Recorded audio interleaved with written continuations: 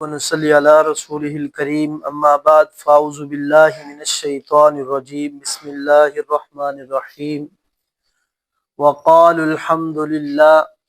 اور وہ کہیں گے سب تعریفیں اللہ ہی کے لیے، الذی صدقنا وعدہ، وہ جس نے سچا کیا ہم سے اپنا وعدہ،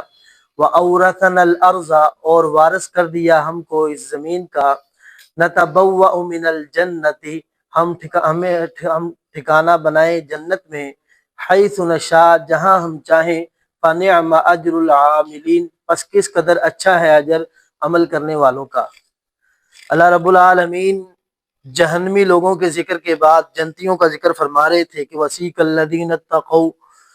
وہ لوگ جو تقوی اختیار کرتے رہے، جب ان کو جنت کی طرف اللہ تبارک و تعالیٰ کے فرشتے لے کر جائیں گے تو ان کا استقبال ہوگا، اور وہاں کے فرشتے اللہ رب العالمین کے جنتیوں کے لیے سلام کے ترانے پڑیں گے، اور ان کو جو عزت اور ان کے استقبال کے لیے کھڑے ہوں گے۔ اور جنتی لوگ جو اللہ کی نعمتیں جب اللہ تعالیٰ عطا فرما دے گا تو پھر ان کا جو اپنی طرف سے جو ان کا اظہار ہوگا، وہ کہیں گے الحمدللہ الذی، وہ تمام تعریفیں اللہ ہی کے لیے ہیں جس نے ہمیں وہ جو وعدہ دنیا میں کیا تھا کہ تم نیکی کرو جنت ملے گی، تم نماز پڑھو جنت ملے گی، تم صدقہ کرو جنت ملے گی، ہم دنیا میں وہ کرتے رہے، ہم نے اللہ تعالیٰ کی بات مانی، اس کے بدلہ میں جو ہمارے ساتھ وعدہ کیا گیا تھا اللہ نے وہ وعدہ پورا کر دیا،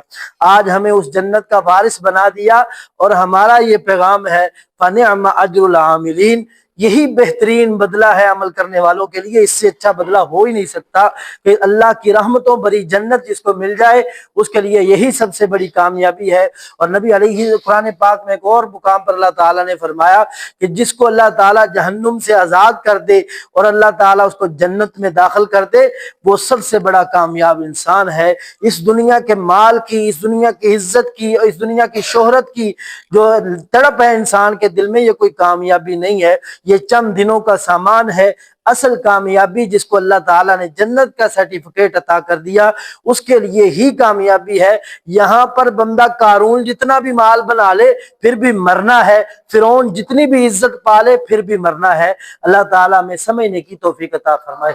وَتَرَى الْمَلَائِكَةَ، اور آپ دیکھیں گے فرشتوں کو، حافین من حول العرش، گھیرے ہوئے عرش کے ارد گرد کو، یسبحون بحمد ربہم، اور جبکہ وہ تسبیح بیان کر رہے ہوں گے اپنے رب کی حمد کے ساتھ، وقضی بینہم، اور فیصلہ کر دیا جائے گا ان کے درمیان حق کے ساتھ، وقیل الحمدللہ، اور کہا جائے گا تمام تعریفیں اللہ ہی کے لیے ہے، رب العالمین، جو پالنے والا ہے تمام جہانوں کا۔ تو اللہ رب العالمین نے اسے پیچھے بھی فرمایا کہ اللہ رب العالمین جب لائیں گے قیامت کے دن تشریف لائیں گے تو ہر طرف واشرقت الارض بنور ربھا، ہر طرف اللہ تبارک و تعالیٰ کا نور ہوگا۔ اور یہاں پر پھر اللہ تعالیٰ نے دہرایا کہ اللہ کے آنے کا انداز کہ فرشتوں نے اللہ کے عرش کو اٹھایا ہوا ہوگا۔ یہ کیسے اٹھایا ہوگا؟ یہ اللہ کی جیسے شایان شان ہے۔ بعض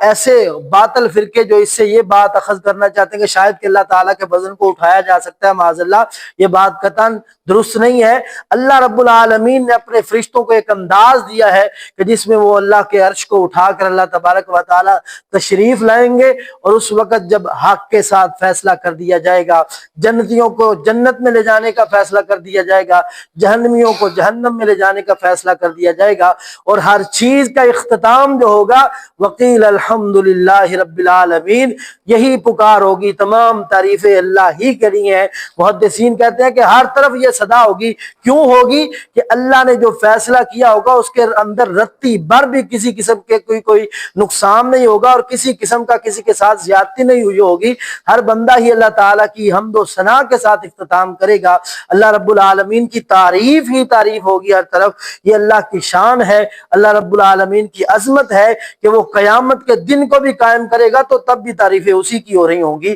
اللہ تعالیٰ ہمیں سمجھنے کی توفیق عطا فرمائے۔ آج یہ ہماری سورۃ الزمر مکمل ہو چکی، اللہ ہمیں عمل کرنے کی توفیق عطا فرمائے۔